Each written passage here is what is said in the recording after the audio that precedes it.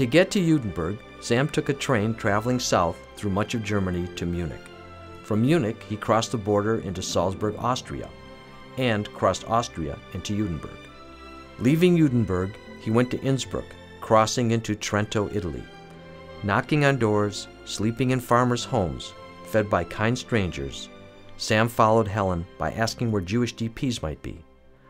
He ended up in Reggio Emilia, at another DP camp. There was a guard. He looked at me and he said to me, "Are you Helen's brother?" Just like that. Just like that.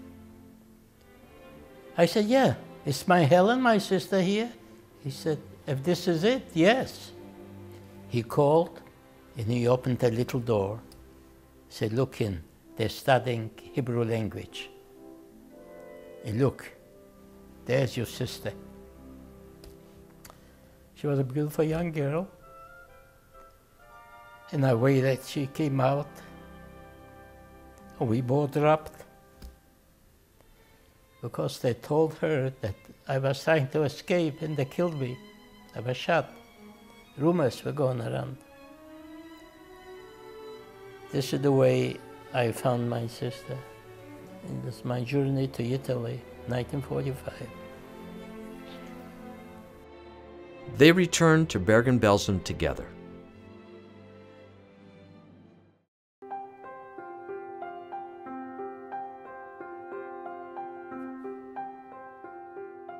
During the war, Bergen-Belsen was a concentration camp. After the war, it became a DP camp, a displaced persons camp. Survivors were looking for normalcy, and this was the first place many found it. From 1945 to 1952, more than 250,000 Jewish survivors lived in DP camps. There, they adjusted to a new life. They started to live again with newspapers, sports, and friends. They celebrated weddings and marched in memory of their dead. In this photo, Sam marches in a memorial service. Allied governments planned to help DPs return to their homes, but anti-Semitism continued, and some Jews returned home to face brutal violence and sometimes death.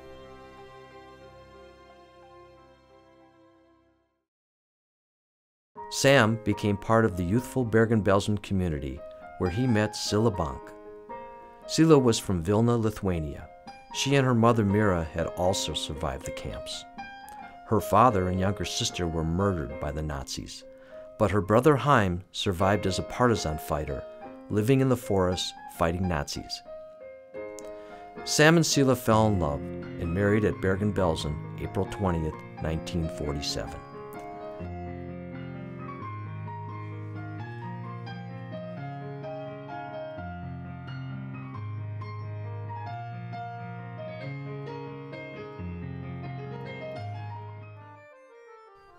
Silla was a singer and actress with the Yiddish theater that formed at the camp. When the theater troupe traveled to Paris, the young couple went there together.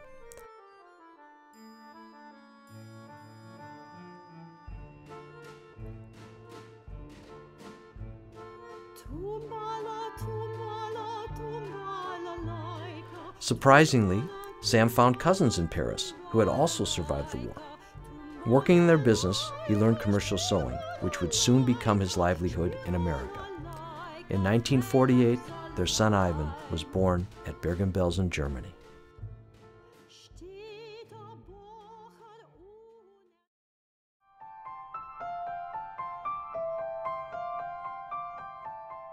Before the war, America's doors were closed to most immigrants. In 1948, Congress passed and signed by President Truman the Displaced Persons Act. This law was the first U.S. policy to admit a person being persecuted in their native country. Sam, Silla, Ivan, Silla's mother Mira, and her husband Joe Rothstein, along with Silla's brother Chaim, all came to America together. They were determined to reclaim their freedom and lives in America.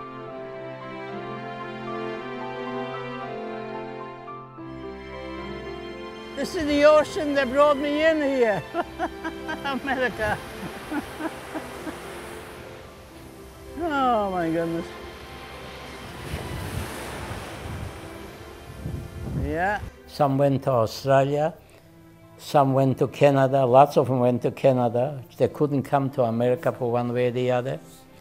You know, later, Truman brought me in. When I thought about America, at the beginning, I didn't know what to think, but I think I'm glad I'm here.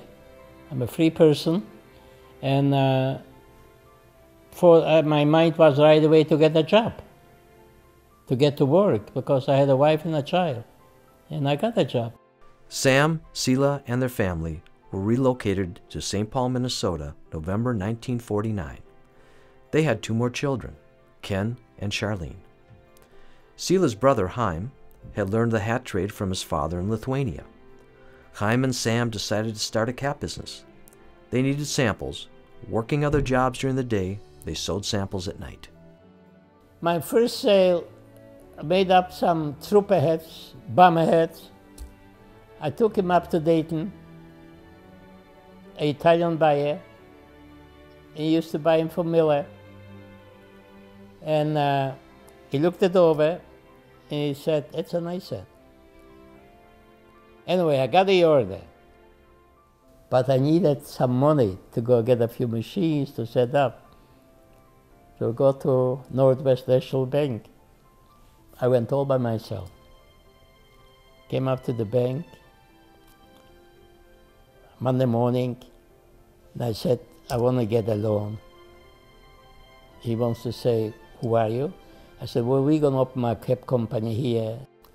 Do you have any collateral?" I said, "What's that?" That's the way Northern Cap started, I guess, because that's the way, little by little, it started to work.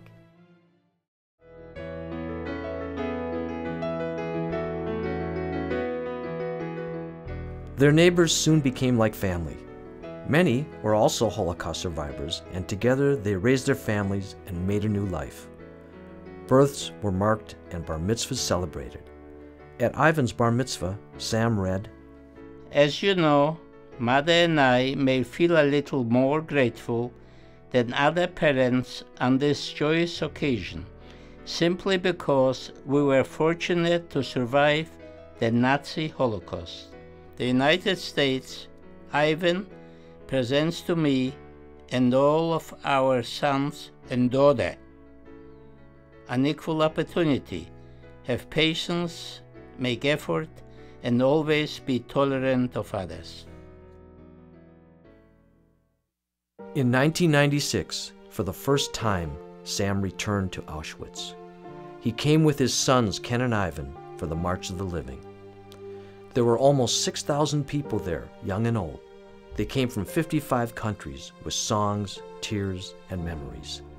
They came to recall, to commemorate, to try and understand what had happened there.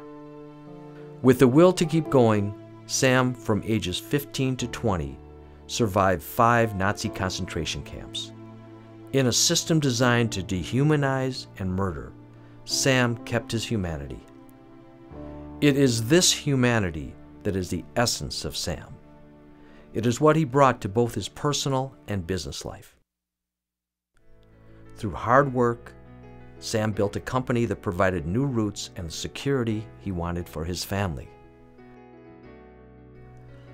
As Northern Cap grew, his sons Ken and Ivan joined the family business. In 2008, it was purchased by an international accessory company. Sam continued to sell for the company, retiring in 2010. In 2010, at the age of almost 85, Sam again returned to the concentration camps. Sadly, his wife Sela had died 3 years earlier. This time, he went with son Ivan and daughter-in-law Tina, but most important, he took his grandchildren, Adam and Mia. Again, Sam walked the paths of Auschwitz. Again, he saw the piles of shoes, the suitcases, the eyeglasses. Now, Adam and Mia have come to realize and will never forget the horrors and inhumanity their grandfather lived through. They will always know what discrimination, intolerance, and hatred can become. They also know their grandfather's will to live, his love of life, and utter determination allowed him to survive. In America, he struggled to recreate what was stolen from him, to rebuild a home, a family, a life.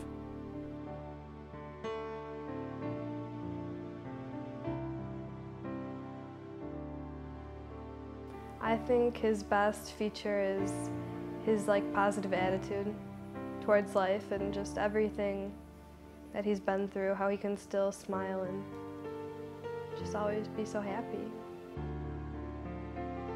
He's always able to find, the brighter side of something or the humor in something. He's very strong also. Sam's been really, really a great inspiration to me and my family. He's able to see life as good. A guy came by that was working there, and he was a temp. He wasn't even a full-time worker. And he had a leather jacket on, but he was dressed kind of shabby. And the leather jacket, the sleeve was torn. And my dad saw him walk by and he says, "Hey, come here." And the kid came over, guy came over and he says, "Yes." And he said, "You have a tear in your jacket." And he says, "Yeah, I know." And somebody says, "Take it off, give it to me. I'll sew it up." The bottom line is love. And Sam is, he knows about that. He knows about love. A gentleman.